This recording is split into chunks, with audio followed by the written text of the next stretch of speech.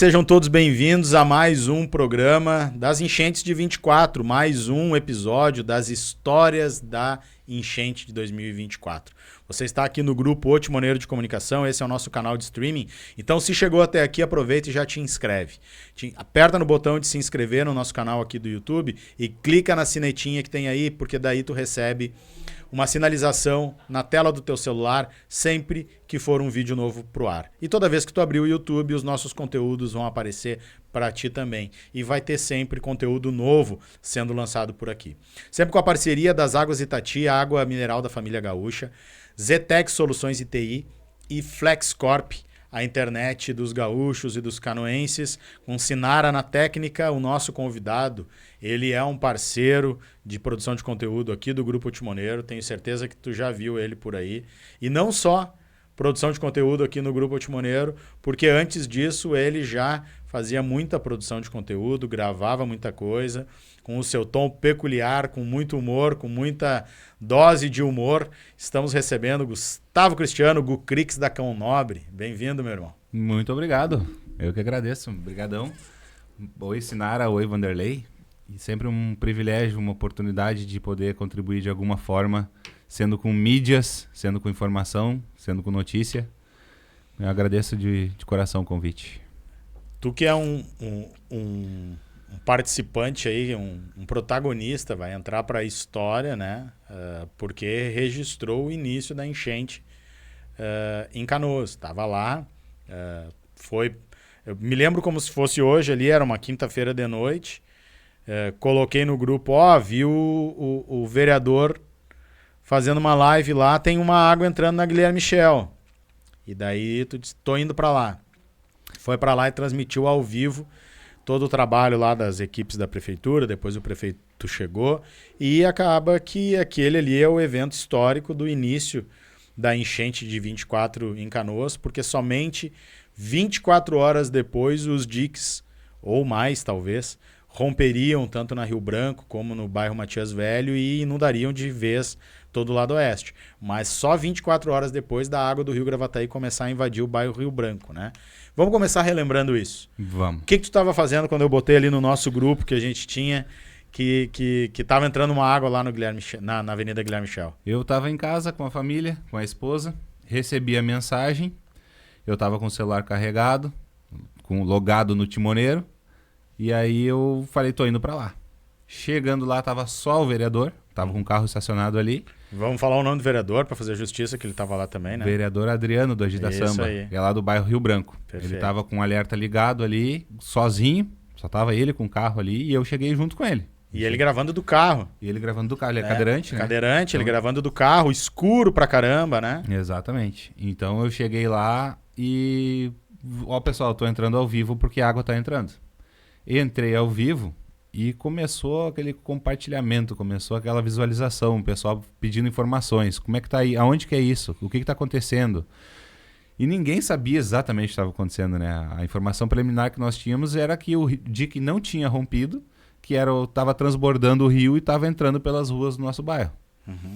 E eu estava ali transmitindo, esperando para saber o que vai acontecer e muitas pessoas me perguntando. E aí, o que a gente faz agora? É para sair de casa? Não é? Eu falei assim, não sei, vamos aguardar, estamos vendo o que está acontecendo. A água está entrando aqui. Mas aí tu falou que eu produzia vídeos antes, né, da Cão Nobre. Eu sou conhecido pelas mídias, né, por fazer vídeo. E muita gente reconheceu minha voz na live. E eu tenho clientes, amigos, vizinhos lá do bairro que falam assim, Gustavo, eu não consigo assistir mais nenhum vídeo teu, porque eu fiquei traumatizado em razão daquela live. Eu fiquei traumatizado de ver tua voz, tu narrando aquele acontecimento. Peguei minha família, saí de casa, tava falando pra assinar agora. Eu tenho uns 4, 5 clientes assim que me falaram, eu saí de casa da minha família porque eu tava te assistindo naquela live. Isso arrepia e tu não leva mal se por alguns motivos alguns momentos eu tiver umas crises de emoção. Porque a gente relembra, a gente revive aquilo tudo. E foi muito forte, não só para mim, mas para todos que assistiram a live e que também estiveram lá. Sem dúvida. Em razão da live, muita gente foi para lá. Muita gente começou a ir para lá, exatamente. Logo depois que tu chegou, começaram a chegar os primeiros caminhões da prefeitura, né? Deu o quê? Uns 20 minutos depois, algo assim. Começaram a chegar alguns caminhões da prefeitura tentando identificar onde era e começar a jogar umas caçambas de areia. E depois ainda chegou o prefeito com mais gente. E depois que ele teve lá, daí chegou mais gente ainda. Daí a prefeitura ficou trabalhando lá.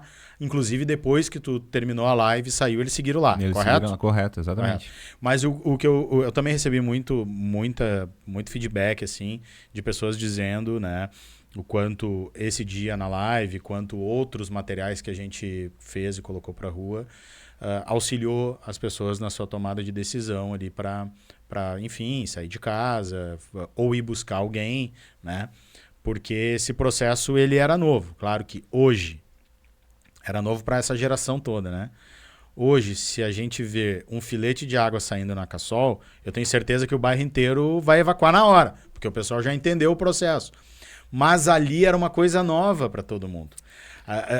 Eu quero que tu diga um pouco desse sentimento, assim, porque assim, tava muito escuro, na live tava muito escuro, e tu também não foi até a ponte, né? Até por causa da luz, tu ficou por ali. Mas tu não foi até lá a ponte, por exemplo, para ver, tentar ver, porque nem tinha como, não tinha iluminação, tinham cortado, eu acho, a iluminação? Não, tinha iluminação. Tinha? Tinha, eu cheguei aí. Chegou aí. Na live eu cheguei, só que não deu pra nem eu Não ver, dava pra ver, e né? nem pra transmitir. Isso. Porque tava muito escuro. O nível do rio. Eu olhei assim pra baixo e vi o rio. Mas Não eu dava pra ver não nada, consegui né? identificar a altura. E não dava pra ver a água entrando, passando aquela rua do dique entrando. Só dava pra ver ela saindo lá na Guilherme Schell. Exatamente. E ali onde foi feita uma barreira de contenção Uhum. e foi resolvido. Parou de entrar água ali. Uhum. Naquele momento, até onde eu fiquei, foi feita uma barreira de contenção. As retros já vieram, prensaram ali, tiraram os moradores de lá, botaram a barreira de contenção, a retro apertou, beleza, parou de entrar água. Uhum. Só que nós não sabíamos o que viria depois, né? Provavelmente o rio, além de ter continuado subindo e botando mais água, ele encontrou um outro caminho, né? Exatamente. Porque, claro, depois que subiu muito, eu voltei lá, depois que baixou, e ele abriu uma cratera ali naquela região.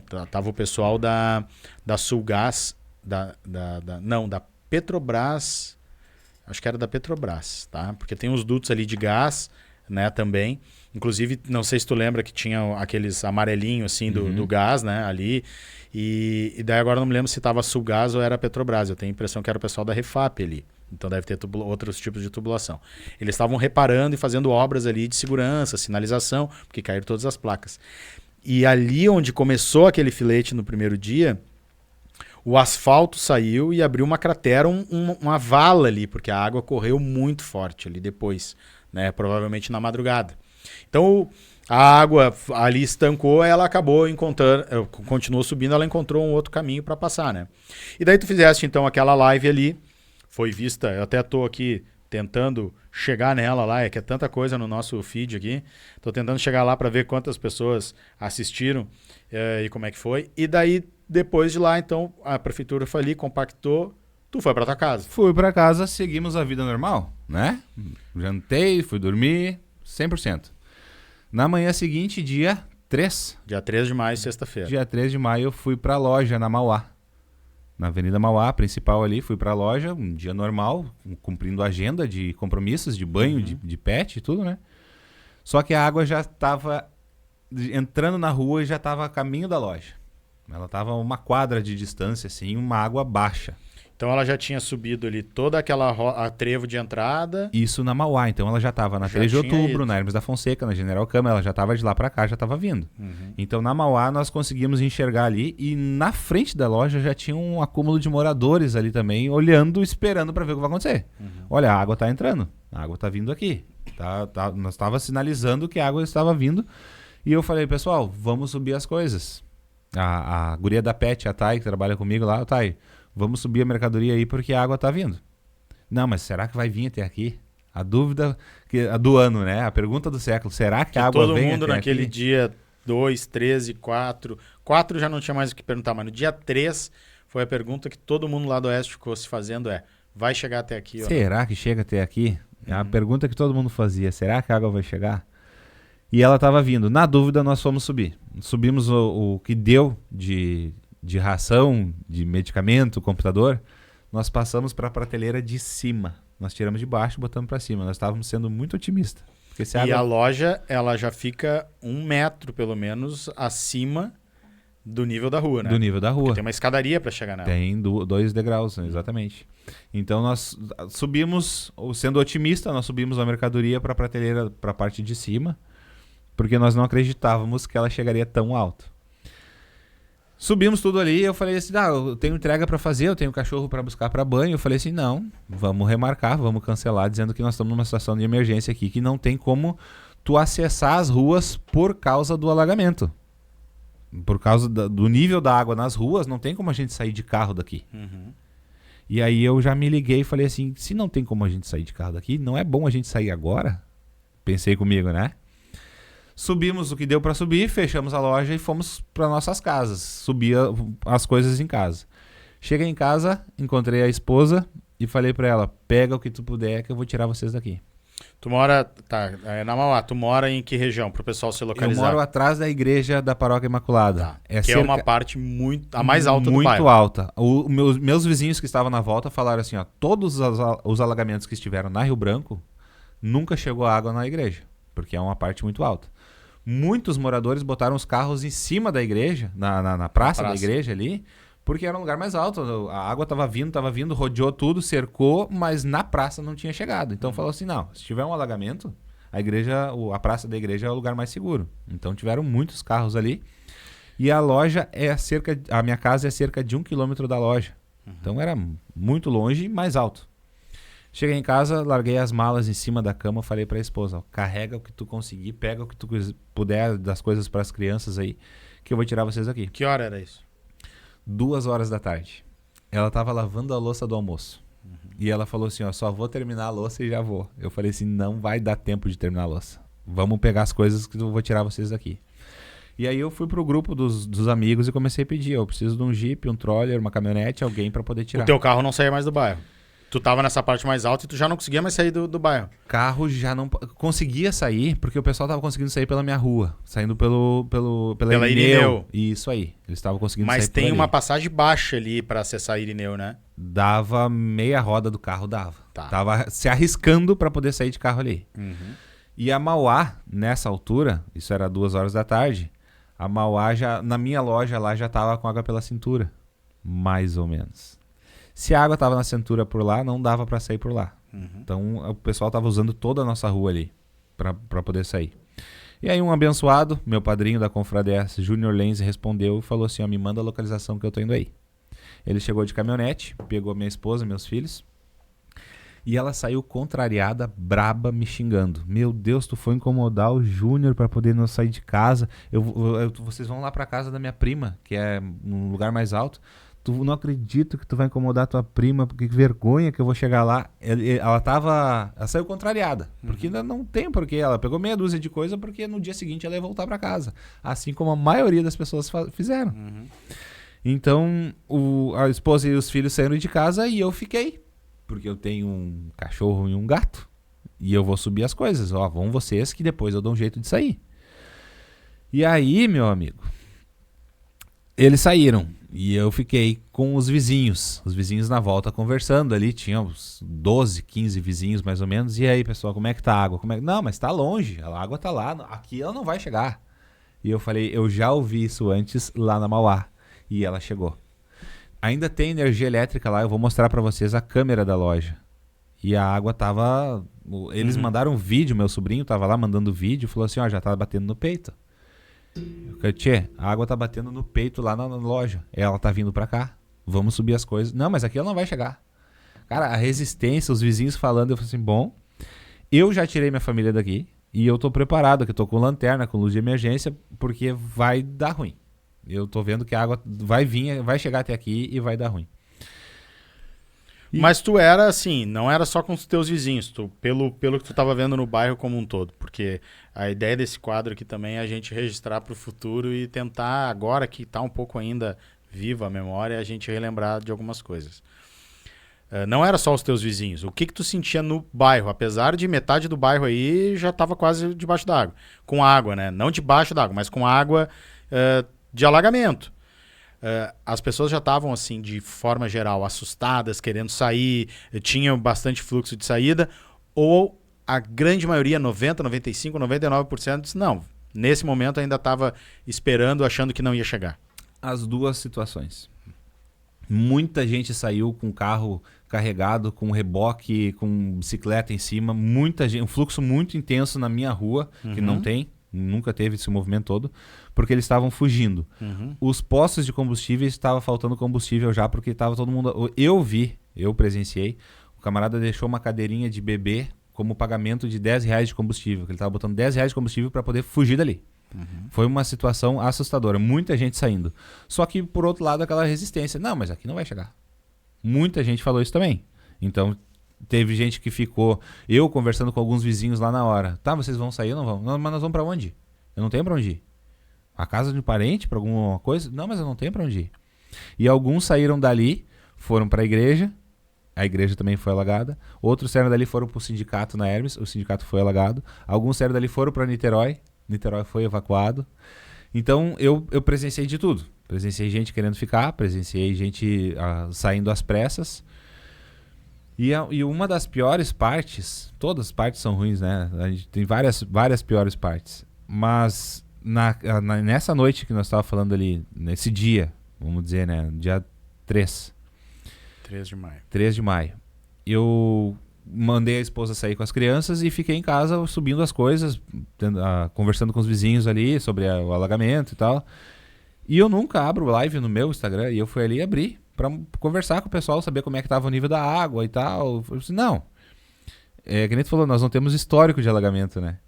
E aí eu falei assim, pessoal, eu tirei a família daqui, eu fiquei aqui, o meu irmão veio aqui carregar o telefone porque tá sem luz. E eles todos conversando, reagindo à live ali, fazendo comentários, dizendo assim, não, mas aqui tá alagado. Alagado, Vanderlei, é 2 palmos de água. Beleza, é um alagamento. Mas até onde ele vai? Então muitos ficaram para ver até onde iria.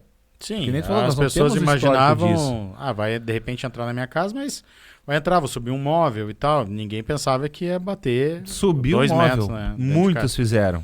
Botaram em cima da mesa. A mesa vai estragar, mas pelo menos aqui eu protegi. Não, jamais imaginava que ia chegar no teto, né? E vamos lá, então. Daí, a família já estava lá, tu já estava mais aliviado, né? Porque foi essa questão toda de tu tirar ele, subiu o que deu e te preparou pra noite. Isso aí. E daí foi chegando no final da tarde. Como é que foi esse processo? Porque daí sim a água subiu com muita força naquela noite, né? Final da tarde. Eu chamei os vizinhos que moram do lado da minha casa. A minha casa é de 2 pisos. Então do lado eles têm uma casa térrea, uma casa baixa. E eu falei, vem pra cá porque a água tá subindo e ela vai subir de noite e vocês vão ficar aí. Vem pra cá. E isso já tinha água na rua? Não tinha nada na rua. Por isso que não dava pra acreditar. Entendi. Isso foi à noite. Que horas?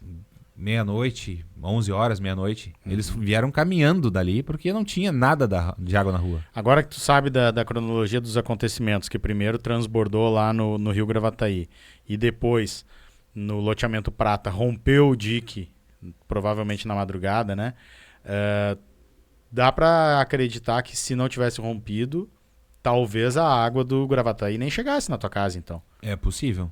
Se bem que nos próximos dias ele ainda subiu mais 1 metro e tanto, né? Então, assim, subiu muito ainda.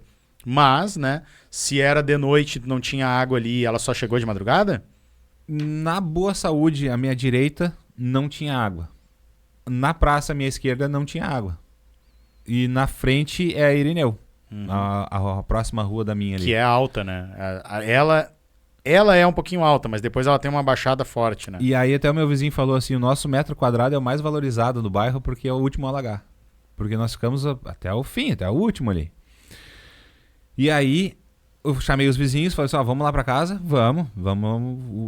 Veio a vizinha, a filha e a sogra. E aí eu ainda brinquei com eles, só atendo mulheres e crianças. Prioridade, mulheres e crianças primeiro. Porque os homens não quiseram vir. Tranquilo.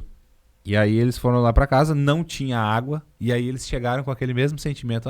Gustavo, desculpa o transtorno, imagina, que vergonha vir pra tua casa. Eu falei, vocês não estão entendendo. Nem eu tô entendendo, né, a gravidade da situação. Depois a gente, não sem cerimônias aqui, né? E aí eu tava com comida, com água, tava com bastante coisa estocada, eu tava preparado pra guerra de verdade. Eu não sei por que motivo eu tava com um colete salva-vidas. Eu tava com lanterna, eu tava com canivete, eu tava com todas as ferramentas ali pra ficar um tempo que fosse necessário. E aí, a vizinha foi pra lá com a sogra e com a filha. Logo mais, isso foi meia-noite por aí. Logo mais, os vizinhos quiseram vir, o marido dela e o sogro quiseram vir também. Eu falei assim, agora não dá mais, porque agora a água já tá no peito. Vocês vão vir como? Que horas isso? E isso foi... Bah, cara, eu não tenho muita noção do que aconteceu. Mas era tipo madrugada? Era madrugada. Era um pouco, ou de manhã cedo, talvez. Não, então, já era mais claro. Então provavelmente foi depois do rompimento já do Dick, com certeza. Né? Foi porque assim, ó, quando foi meia-noite que eles foram pra lá, eles estavam caminhando, não tinha água na rua. Eles já eram caminhando normal. E a água demorou pra chegar. Mas depois que ela chegou, ela subiu muito rápido. Depois que ela veio com força. E aí eu tava conversando, eu tava economizando bateria, nós tava sem energia elétrica. E eu tava economizando bateria e mandando mensagem pra minha esposa. Ó, a água não chegou ainda. A água chegou na garagem. Isso foi meia-noite. Pra ajudar, eu ainda perdi o celular no resgate. Molhou. Então eu perdi o histórico das conversas. Mas eu mandando mensagem pra ela o tempo todo. Ó, ligava o celular, mandava mensagem, esperava a mensagem ir porque o sinal tava ruim também. A mensagem ia, eu desligava o celular. E assim foi indo. Quando foi... a manhã seguinte, eu acho, que a água subiu muito rápido, eu falei pra ela, ó, faltam 2 degraus pra chegar no andar de cima. E aí não tinha mais como, eu tava começando a complicar pra minha situação, porque faltam 2 degraus pra chegar no andar de cima. A vizinha da frente tem a casa de 2 pisos e chegou no andar de cima dela. Não, o nível da rua, o andar mais baixo, chegou no andar de cima. E aí os vizinhos falaram assim, nós estamos indo pra aí porque a água tá no peito já. Outro vizinho foi de jet ski, pegou eles e levou pra minha casa. Tava falando pra Sinara, eu botei a escada em cima do meu portão, em cima do portão a escada, que dá acesso até a sacada onde nós estávamos. Eles foram engatinhando pela escada. Então resgatei os 2 por ali. E aí nós ficamos ali agora aguardando resgate. Nós estamos todo mundo protegido no andar de cima. Isso de manhã do sábado. Isso de manhã de sábado. Só que aí, aquela noite ali, que eu sempre... procurei falar com muito cuidado sobre isso, porque teve muito pedido de socorro. Muita gente já gritando. Na noite de sexta pra sábado. Muita gente gritando. Porque tu tava numa casa de segundo piso, mas tem muita casa ali que não tem 2 pisos, né? A maioria. A maioria. Então eu resgatei aqueles vizinhos ali que estavam na casa baixa, que eles estavam com água pelo peito. Só que os demais que não tinham a possibilidade ou não imaginaram que a água ia subir tão rápido assim, e tanto volume e tão pouco espaço de tempo, para onde eles foram? O que eles fizeram? Era gritaria, era alarme de carro disparando, era cachorro latindo, era muita gente gritando socorro, socorro, socorro. Aquela noite foi muito tensa, foi muito triste, cara, foi muito triste. Eu tô lá em casa agora fazendo a limpeza, organizando a casa com a minha esposa, e eu vejo o andar de cima da minha casa e eu me relembro aquilo tudo. Porque foi tu passou a noite ali com os vizinhos. Traumatizante. E não tinha energia, não tinha iluminação na rua, então era o quê? Escuridão total. Silêncio. Escuridão e gritaria de socorro, pedido de socorro. E chovendo. Ou não estava chovendo? Não estava chovendo. Não estava chovendo, tinha parado. Não tava e grito de socorro, as pessoas gritando socorro. Batendo panela, buzinando o carro. E aí eu não enxergava nada, não chegava aonde, não chegava quem. Eu não tinha corda para poder resgatar, eu não tinha como sair na água, porque um vizinho nosso foi resgatar uma família ali e ele já não deu pé. É algo surreal, é absurdo isso. O Fábio é um cara de quase 2 metros de altura. Ele foi atravessar a rua com água no peito e ficou sem pé. Ele teve que ser a nado. Então não tinha como nós salvar mais pessoas dali. Foi traumatizante. Eu digo que a palavra que eu usaria é traumatizante. Porque... E ao mesmo tempo todo mundo pedindo por socorro, mas pouquíssima gente tem barco, né? Tu viu nessa noite passar algum barco? Na noite não. Na manhã seguinte. Começaram os moradores. Por que eu digo sempre isso assim, ó? Veio muita gente de fora com barco para auxiliar nos resgates na manhã seguinte. Só que quem já estava lá eram os moradores com barcos. Então, até o que me resgatou lá, o Wagner Cavalheiro, é um anjo. O cara, ele resgatou muita gente de barco. E posteriormente agora ele está fazendo mudança, está buscando móveis, está ajudando como pode com carro com reboque. Então, uma daquelas pessoas que são incansáveis, né? Eu me emociono mesmo de falar dele, porque quando ele chegou para me resgatar de barco lá, ele estava chorando muito, estava muito nervoso. O barqueiro que estava com ele ali também, estava orientando ele também. Eu, o vizinho, tava todos nós em prantos, emocionadíssimos, assim, pela situação toda que nós vivemos e pelo aquele momento nós estar sendo resgatados. Todos nós estávamos muito nervosos, chorando bastante. Passando a madrugada, então, passaram essa madrugada em claro, esse trauma todo, ouvindo muito grito de socorro, a noite inteira isso. A noite inteira. E quando começou a amanhecer, começaram a aparecer os primeiros barcos e os primeiros socorros. Isso. Nós estávamos na sacada do segundo piso, com mulher e criança, e idosos. E aí eu falei assim, ó, pessoal, precisamos de resgate aqui. Eles, já volto. Esse já volto foi clássico, muita gente ouviu isso. Eu já volto. Eu só vou lá largar um pessoal aqui, a gente já volta. Eles só falavam isso pra nós. E aí chegou, a minha esposa conseguiu o resgate pra nós, com um conhecido nosso, né, que é o Wagner. E ele chegou lá e falou assim, ô Gustavo, eu vim resgatar vocês. Que bom, cara. Só que assim, ó, tem gente aqui no telhado do lado. Então, o pessoal que tá em cima do telhado. E a prioridade é eles, porque nós estamos na sacada e eles estão no telhado. E aí ele me disse, se eu levar eles, talvez eu não consiga voltar pra te buscar. Eu não entendi. Isso era que horas? Isso foi na tarde de sábado. Na tarde de sábado já. E eu não entendi por que ele não conseguiria voltar pra me buscar. Se eu levar eles, eu não vou conseguir voltar pra te buscar, porque tá muito tumultuado. Eu falei assim, não, então vamos. Vamos lá. Vai eu, tu, e vamos levar 3 do telhado. Vamos lá, largamos eles, voltamos e pegamos outros 2. Pode ser? Ele pode ser. Então vamos. Vamos juntos contigo e depois a gente volta pra resgatar os que estavam lá. Mas nisso já tinha ido, as mulheres e crianças que estavam ali contigo já tinham ido. Já tinham ido em outro barco. Em outro barco. Porque também, isso achei assim, acompanhei muito, né, os processos. E teve um processo de organização orgânica que nasceu nos processos de resgate. Foi seguido na hora, foi inventado na hora, foi cumprido. E ao mesmo tempo é universal, né? Ao mesmo tempo, assim, e em todos os lugares meio que aconteceu isso. Então era assim, mulheres e crianças, né? Tinham alguns regramentos que foram aparecendo. Mulheres, crianças, pessoas mais velhas. Né? Anteontem, eu estava lá na Bomba 6, lá na casa de Bomba 6, na Curitiba, e tinha uma senhora de 65 anos me falando que estava lá naquela noite de sexta-feira, tudo, olhando como é que ia acontecer, como é que não ia.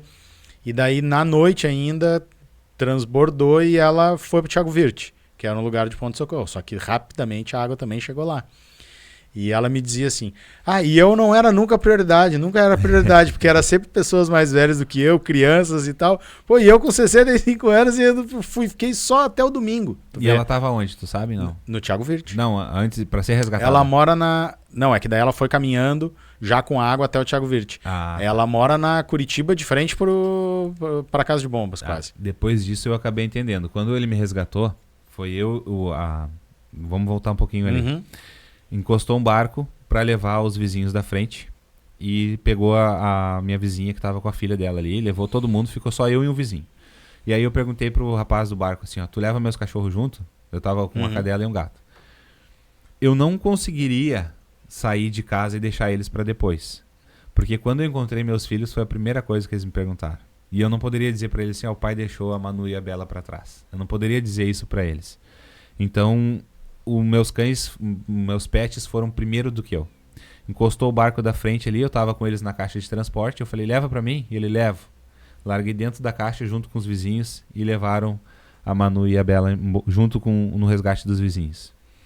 E aí ficou só eu e um. Nós estávamos em 2.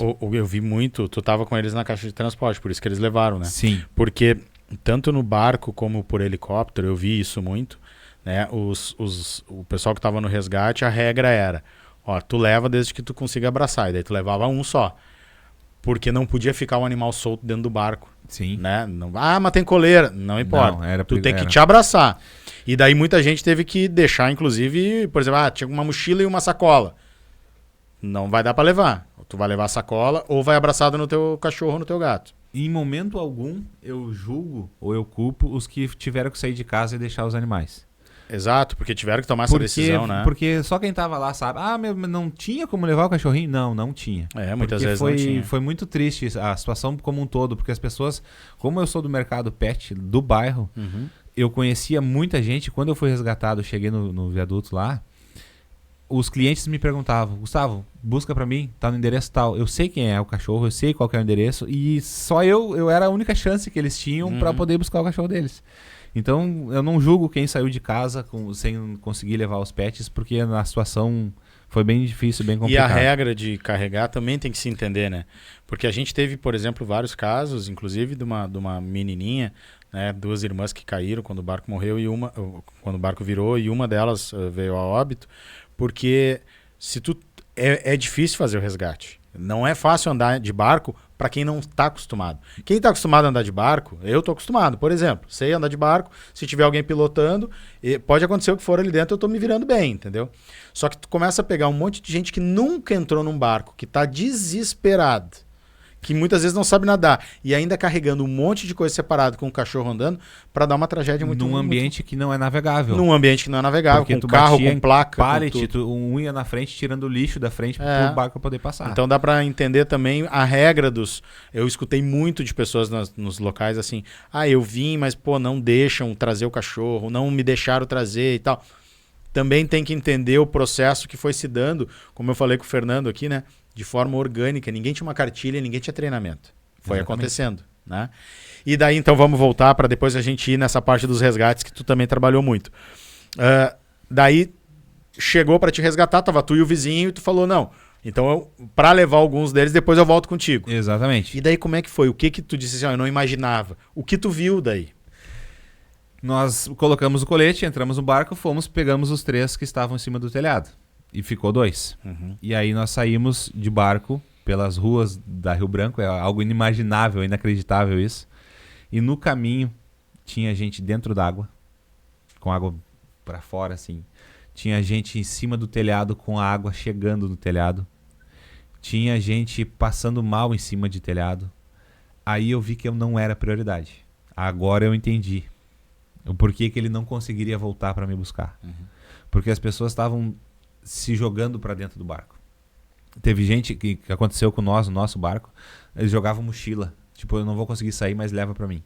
Pensando que vai sair nadando, alguma coisa assim. Foi um cenário desesperador que só quem tava lá, cada um viveu uma situação. Eu vivi uma terrível, para mim foi traumatizante, só que o outro ali, 2 ruas depois, viveu outra pior ainda. Então, só quem tava lá para saber exatamente o que aconteceu.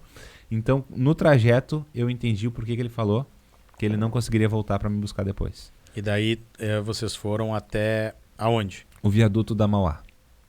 Chegando no viaduto da Mauá, centenas de pessoas, estava lotado o viaduto, carro estacionado, barco, jet ski, centenas de pessoas.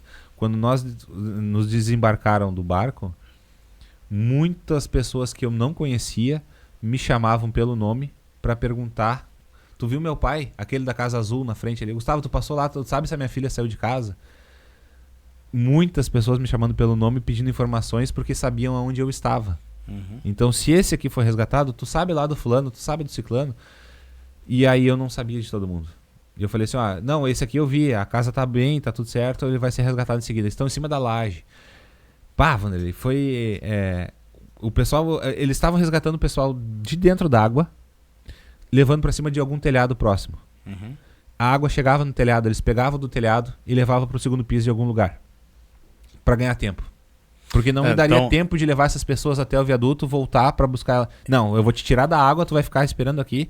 E passou por nós muitos barcos com crianças molhadas, com o pai segurando a criança no colo, todo encharcado. Foi... é sem palavras, pelo que nós vivenciamos lá.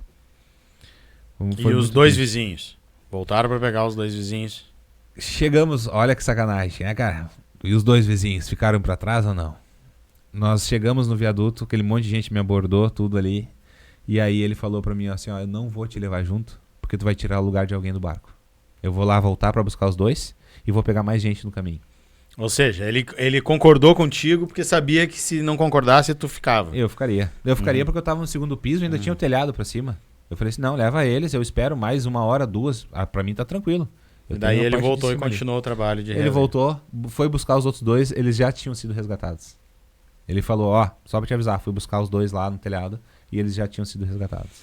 Nesse dia eu me lembro que a gente estava em contato, eu estava em contato ali com a tua esposa, ela tentando arrumar resgate, a gente conversando e tal, e até eu acho que tinha uma amiga da família, amiga dela, e trocando ideia, conversando, até que daí, por intermédio dela, ela me disse, Gustavo foi resgatado. E daí eu me lembro que tu ficou assim, tu ficou offline por um tempo. Né? Um dia. Ficou um dia offline dentro do teu processo, que eu acho que é normal, assim, as pessoas dentro desse processo normal, tu foi pra tua casa, abraçou teus filhos, ficou nesse processo e depois veio com tudo também, né? Conta um pouquinho de como foi esse processo que tu vivenciou, e a ideia aqui é a gente registrar pro futuro por isso, e daí vamos falar um pouquinho sobre daí tu te somando aos resgates lá também. Eu cheguei no apartamento do 13º andar, um lugar muito alto aqui em Canoas, que é um lugar seguro para onde eu mandei minha família. Uhum. Eu cheguei, o corpo todo dolorido, todo formigando, adrenalina, sistema nervoso, eu tava fora do ar. E aí eu falei, eu preciso tomar um banho. 2 dias já nessa água gelada ali, eu preciso tomar um banho. Tomei banho e descobri que eu não tinha roupa, que a roupa tinha ficado. Então arrumaram pra mim uma roupa de doação lá. E aí eu deitei pra dormir, pra dar uma desligada. Só que eu tava no condomínio. E todo momento tinha helicóptero. E as crianças jogando futebol no condomínio, gritando. Eu escutando helicóptero e gritaria, a gente passa a reviver tudo aquilo de novo. Uhum. Então eu te diria que a palavra que eu repito ainda é traumatizante. Eu cheguei na janela do 13º andar e olhei assim, eu tava vendo água. A água tá vindo ali, ó. E aí a minha prima falou assim, calma que tu tá delirando. Eu falei assim, não, eu não tô delirando, eu tô consciente. Eu sei o que eu tô falando e eu tô vendo a água ali. E ela falou assim, aqui não tem água. Nós estamos do outro lado da BR. Ali não tem água. Aquilo ali, ó, é um reflexo de alguma coisa. Eu tô vendo que a água tá vindo ali. A água tá vindo aqui, ó. Foi assustador. O choque que eu levei foi no dia seguinte, depois de eu passar essa noite aí, meio desligado, que não tinha água. Eu cheguei ali, assim, eu olhei, não, mas eu tenho certeza que eu vi, cara. Eu tenho certeza que eu vi a água ali. Então, realmente, eu delirei. Uhum. E eu não me imaginava numa situação dessas, né? Eu falei assim, não, mas eu sei o que eu tô falando, eu tô vendo que a tua água tá ali. Não, tu tá delirando. Não tô, eu tô vendo a água. E realmente eu estava delirando. Eu precisei de um dia pra dar essa desligada toda. E aí eu tava acompanhando os resgates, nós chegamos a olhar lá no andar que nós estávamos, tinha 13 helicópteros no céu, ao mesmo tempo, simultaneamente, fazendo resgate. 13 helicópteros. Tu acompanhou isso lá na Ubra, descendo, subindo. E eu falei assim, eu tô saudável aqui, tô recuperado, eu acho que eu preciso ajudar de alguma forma. Porque tem gente sendo resgatada ainda. Eu não tenho casa, não tenho loja, não tenho carro, não tenho pra onde ir, não tenho o que fazer. Eu vou auxiliar de alguma forma. E foi o que eu fiz. Fui lá pro viaduto da Rio Branco, porque como nós temos loja há 20 anos no bairro, eu conheço muito cachorro, eu conheço muita gente. Eu criei um grupo de resgate no WhatsApp. Botei os clientes, botei moradores, o pessoal foi compartilhando o link, foi entrando, que hoje ele é um grupo de apoio. O pessoal está precisando de colchão, está precisando de móveis, precisa de marmita, o grupo funciona ainda. Só que aí os clientes me olhavam e falavam assim, Gustavo, preciso pegar meus 2 cachorros no endereço tal, vamos atrás, vamos lá, vamos pegar um barco aqui. Só que eu não tinha barco, eu não tinha barqueiro, eu não tinha nada ali.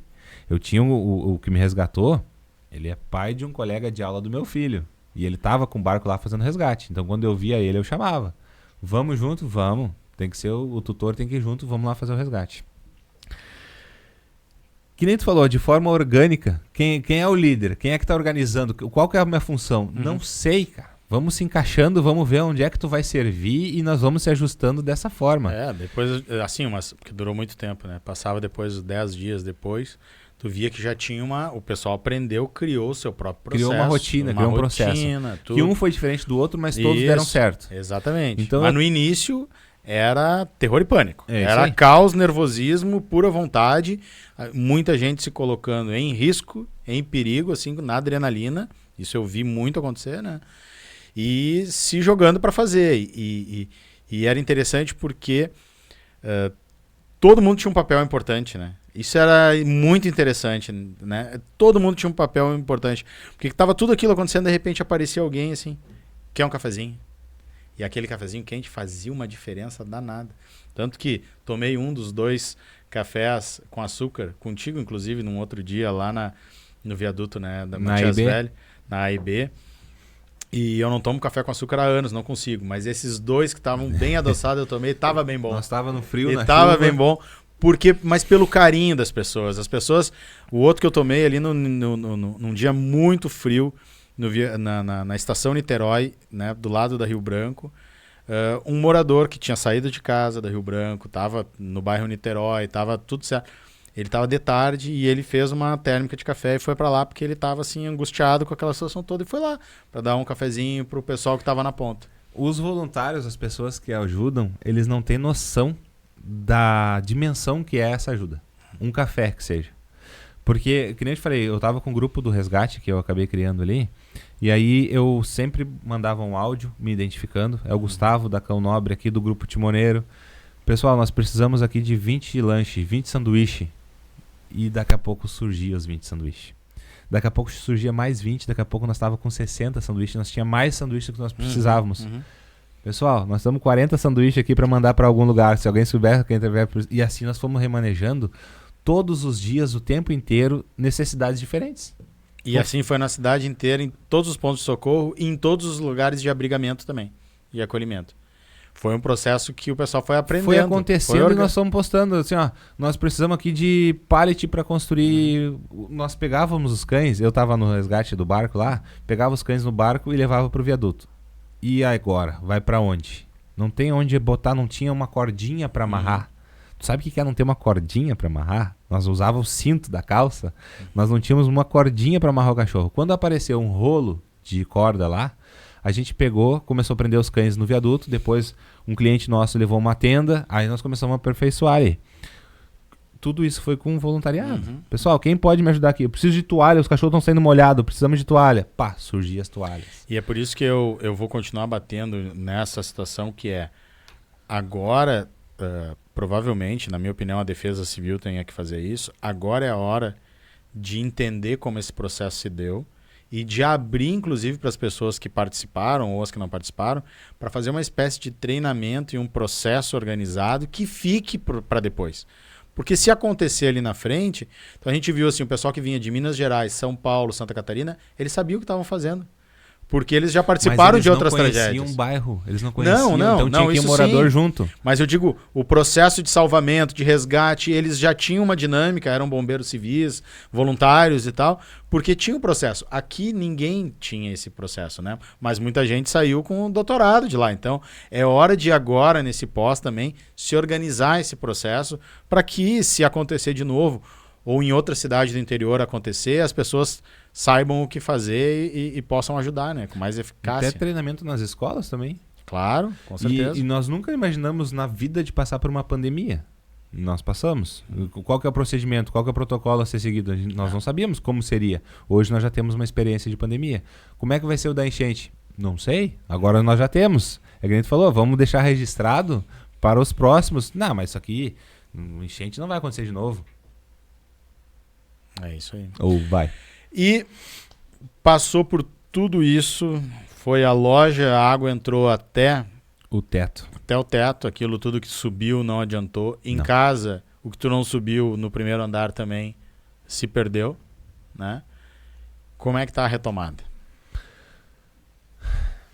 É muito ruim a gente vivenciar o conteúdo. A retomada tá bem complicada. Por quê? A da loja, nós juntamos uma equipe lá, um mutirão de amigos, de voluntários que vieram de longe e colocamos tudo para fora. Botamos tudo pra rua lá, virou lixo, virou entulho, que nem a gente sempre diz, né? Não é lixo, são histórias. E a loja é a herança do meu pai. E eu trabalho com a minha esposa. E eu crio meus filhos na loja. É uma empresa totalmente familiar. Cara, a minha vida eu gosto da função de lidar com clientes, de atender os cães, a gente destabilizou totalmente, né? Primeiro que a gente perdeu o conforto da nossa casa, que é o nosso lar, não é só uma casa, é um lar. E aí a loja é uma extensão. A gente passa mais tempo trabalhando na loja do que em casa. E aí tu vê tudo que é teu destruído. Tudo, cada cantinho assim tem uma história, cada móvel, cada objeto que tem lá dentro, lá tem história pra contar. É muito triste. E aí tu limpa, é um trabalho muito cansativo. Eu encontrei voluntários que estão oferecendo ajuda para ajudar na limpeza da casa dos moradores, porque vocês não têm noção. A gente fala, mentira que tu vai ajudar para limpar a minha casa. Cara, não é uma limpeza, não é uma faxina. É um serviço muito pesado. Porque tu limpa, esfrega, é um lodo. É triste, cara, porque nós perdemos a casa, a loja e 2 carros. E aí tu zerou. Como é que vai ser a partir de agora? Não sei. Nós estamos nos contornando conforme dá. E aí tu vê a situação dos vizinhos, assim, e aí como é que vai ser com vocês? Não sei. E vocês também não sei. Tá todo mundo bem perdido. Nós estamos tentando retomar a nossa casa. A minha esposa tá lá agora. Nós estamos tentando fazer a geladeira voltar a funcionar, o fogão voltar a funcionar, restabelecer a nossa casa para depois restabelecer a loja. Mas é desafiador, assustador. Tem que ir não pode ter medo, tem que ir com coragem. Coragem a gente tem, mas a gente não sabe como é que vai ser. Nós precisamos movimentar a economia, nós não vamos parar, nós não vamos desistir. Mas o que eu vou te dizer? É uma incógnita, é muito difícil. Sabe que vai acontecer, mas não sabe como vai chegar lá ainda. Eu vou retomar a Cão Nobre. Nós vamos voltar a loja a funcionar. Nós só temos as paredes. E as paredes não prestam. Elas estão úmidas, está descascada. As aberturas, as portas, o marco das portas. Cara, foi uma destruição absurda.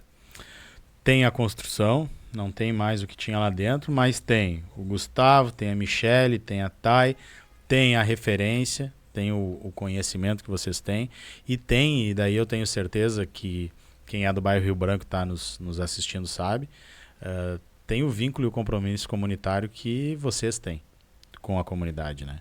Que isso também não vem da noite para o dia, né? Então, não vai ser fácil, tenho certeza que não vai ser fácil, mas assim como a Cão Nobre já adotou muito projeto e muita gente lá no Rio Branco, o Rio Branco também vai adotar a Cão Nobre, tenho certeza disso. A gente sempre fez muitas ações sociais, bastante. E é muito ruim, a gente sempre esteve no lado de ajudar, e é muito ruim a gente estar no lado de precisar ser ajudado. E isso acontece com muitos nossos vizinhos lá, que eles sempre falaram isso daí, eu sempre ajudei, eu sempre contribuí, mas agora eu também estou precisando. Então quem pode ajudar precisa ser ajudado, né? E eu tenho, graças a Deus que a gente falou a nossa história, tem fornecedores, tem concorrentes nossos que entraram em contato comigo falando assim, se precisar de mercadoria, se precisar para retomada, pode contar comigo. Olha aí, que legal. Então nós temos algumas portas, que eu te falei, a gente não tem nada, a gente perdeu tudo, mas quem nós temos, isso é o maior valor que nós temos, é quem nós temos e quem nós somos. Isso nós nunca vamos deixar de ser. Maravilha. Eu acabo me emocionando de vez em quando, pessoal. Dá as tuas redes aí pro pessoal acompanhar. Quem não segue, duvido que não tenha quem não siga, mas quem não segue ainda, Cão Nobre, Gustavo, qual rede social faz isso? @Cão Nobre com K e o Gustavo é @Gucris com X no final. Gucrix. Muito conhecido dos vídeos e também das mídias. Porque às vezes o pessoal tem medo de fazer vídeo, de pedir alguma coisa. Eu preciso de colchão, eu preciso de geladeira, eu preciso de fogão, mas tem vergonha de se expor, de aparecer. Então entra em contato com o Gustavo, que o Gustavo aparece. O Gustavo faz o videozinho, divulga, compartilha. Hoje nós conseguimos uma cama hospitalar que veio da Serra Gaúcha. Nós entregamos aqui na Bairrolaria, em Canoas. Que ela entrou em contato comigo e me pediu, Gustavo, eu preciso de fralda geriátrica. Eu falei, consigo. Será que é muito difícil uma cama hospitalar? Eu falei assim, eu não tenho e eu não sei, não faço a mínima ideia de onde conseguir. Mas eu te ajudo a divulgar, nós vamos atrás. E isso o Gustavo faz de graça, sempre fez e vai continuar fazendo. E agora, depois da enchente, mais ainda. Nós vamos... A Cão Nobre vai ser mais que uma pet shop.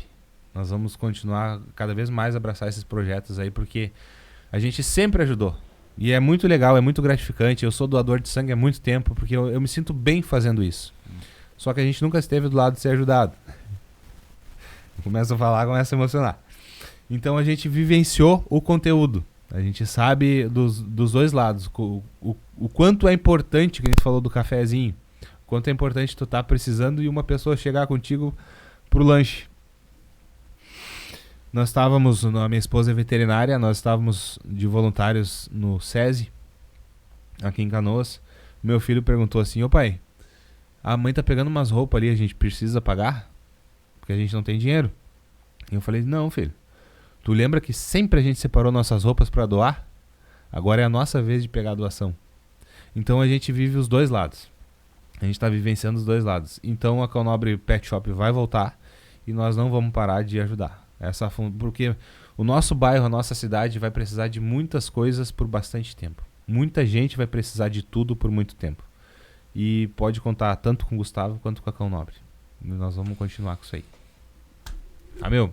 Obrigado por dividir a tua história aqui com a gente, pra gente registrar pro futuro. E continue ajudando, gente. Continue ajudando, porque ó, a gente tá indo aí pros bairros e tá vendo que o pessoal tá precisando muito. Tem muita gente que tá saindo, por exemplo, dessa fase da limpeza e tá descobrindo que não tem um talher, que não tem um copo, que não tem uma panela. E só vai descobrindo que não tem as coisas quando vai precisando, né? Porque é tanta coisa. Eu fui desmontar minha cozinha da parede que tava estofada lá, toda molhada, e eu não tinha uma chave Phillips para tirar da parede. Então, é muita gente precisando de bastante coisas por muito tempo. Por muito tempo. Só então, quem tá aqui sabe a realidade. Quem tiver tanto na cidade ou fora, e continue ajudando, continue mandando, a gente vai precisar e assim a gente vai também nos melhorando enquanto povo gaúcho, trabalhando a nossa humildade, que a gente sabe que tem que trabalhar e vamos reconstruir a nossa cidade, o nosso estado para a gente se tornar melhores do que éramos.